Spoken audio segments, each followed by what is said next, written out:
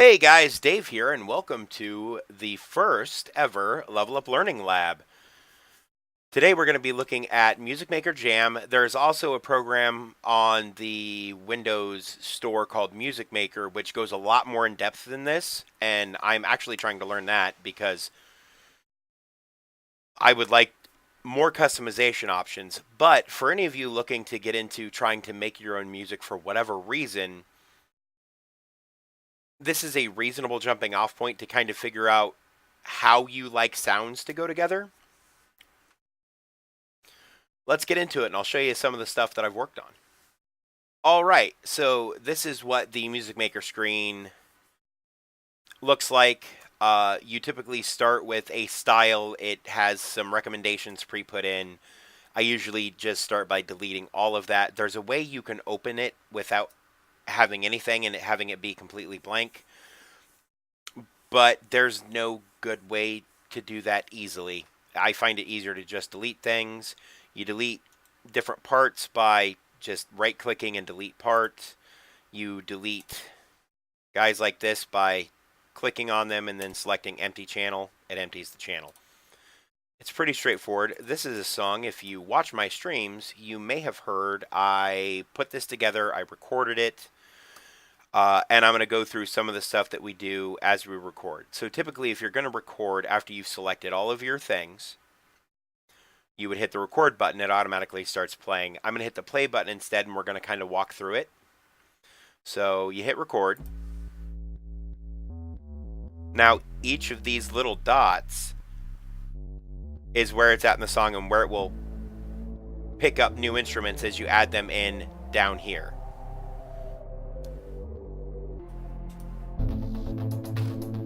So I already messed that up because if you want it to loop a specific part, so it starts by default, it'll play front to back and then stop.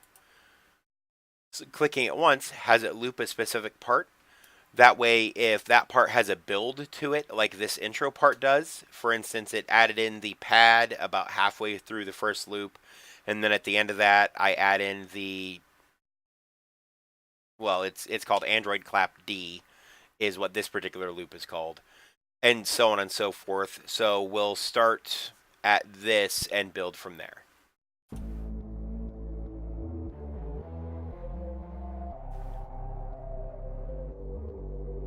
And then here's where I add the pad.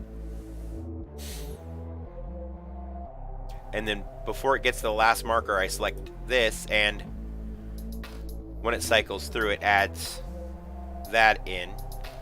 And then now, and when it passes that dot, it adds the kick. And now it will add the boat effect. We remove loop all because I want it to move to the next bit.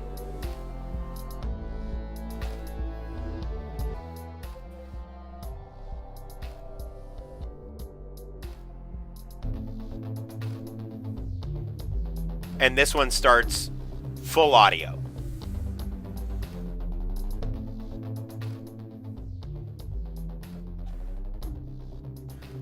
And then it naturally moves into the next part.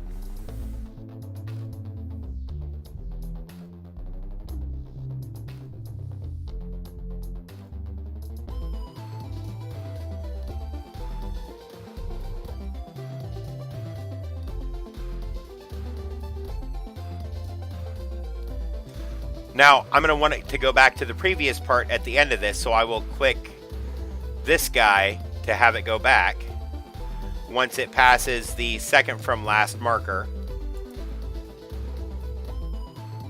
And then I would like it to loop here twice.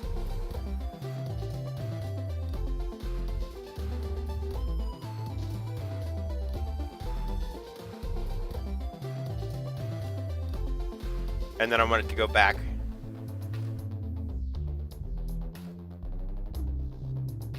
We'll drop this out.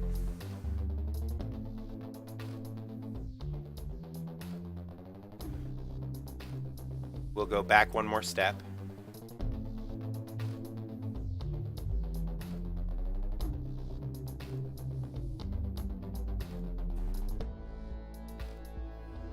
and we will start dropping things out.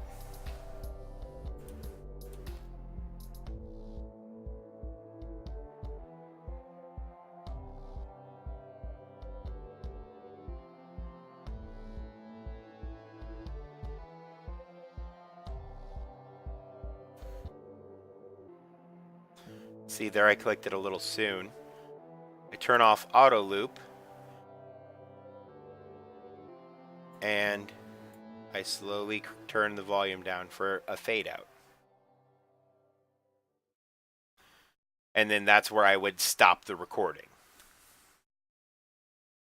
And honestly, if I was smart, I would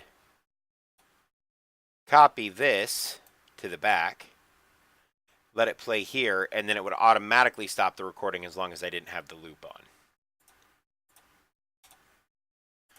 But if you fiddle around with how the audio sounds, like the different sounds, you can keep the same tonal progression and have it sound like an entirely different song. We'll be back in just a moment, and I'm going to show you how that works. All right, and we're back. I have done nothing to change the tones. I've just swapped out some instruments, and there are a few instrumental changes throughout. I want to show you a thing. How different it can be. And I'm going to be completely silent during this, just so you have the opportunity to hear and experience basically for the first time with me, because this is the first time I've put all this together to see if it comes out as good as what it was.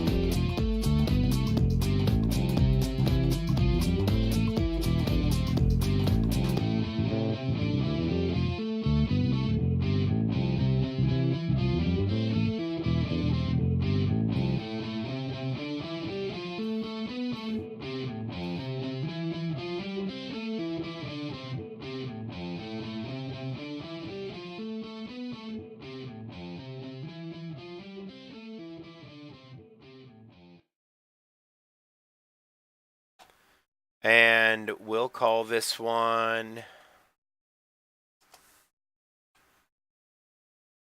Altered Self. Drastically different. And I don't think near as good, but I didn't spend near as much time on it. And that's one of the keys to learning anything. The amount of time you spend doing something, the effort you put in, directly correlates with the product you get out of it. This is awesome software. It's completely free to get into it and start looking at it. If you choose to buy sound files for it and loops for it, you can. Or you can make all kinds of stuff without buying additional loops. That first one you heard was without anything I had to pay for. It's available on Windows. It's also available on Android and iOS. And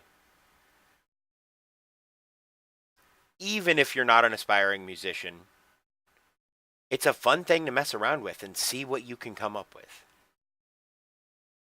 I encourage you to try it, especially if you've never delved into the world of music before, because it'll give you the opportunity to kind of see how things work and how difficult it can be sometimes to put something together you're proud of. The first one, I was proud of. This one, I don't know how I feel about it. So that remains to be seen. But I have a feeling that you could get really in depth in this and make really, really crazy things. So, if you make something crazy and you want me to listen to it, my Twitter link is in the description below. Also, check out my Twitch. I stream almost daily, social life allowing, and you should subscribe. I looked at the analytics for my videos, and between 30 and 40% of you that watch aren't subscribed. Hit that little button. That way you know when new things come out. I'm doing different stuff all the time. Constantly trying to grow and learn. Learn with me. And remember, never stop leveling up.